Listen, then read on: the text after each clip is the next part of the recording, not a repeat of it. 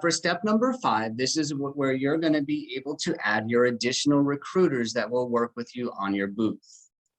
You can add as many recruiters as you need to. What you do is you're going to press here into add new recruiter, and you're just going to be putting in their first and last name.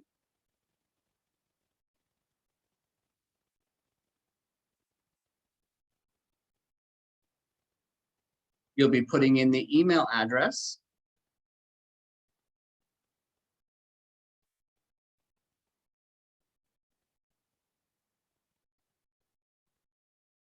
And then you'll be selecting that user's role.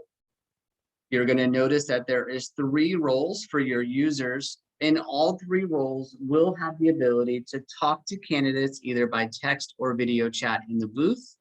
But the role that you're setting is going to be the permission set on what edits they can and cannot make to the booth and what users they can add. Now, an administrator, they can do pretty much everything in the booth. They're going to be able to add new content. They're going to be able to delete content. They're going to be able to add users and have full control. An editor is very similar to an administrator, except they cannot add additional users except for representatives. And then a representative is going to be a strictly view only, meaning they cannot make any edits to your booth. They can only talk to candidates on the event day.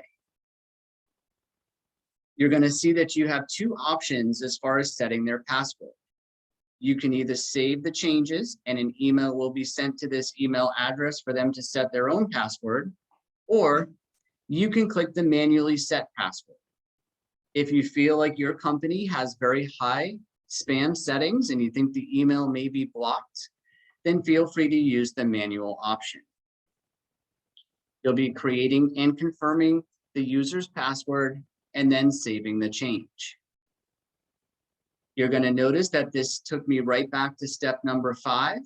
My user is now entered, and I'm going to let her know that this email address is her username and the password I created will be her password, and she will use the same URL to log in as I did.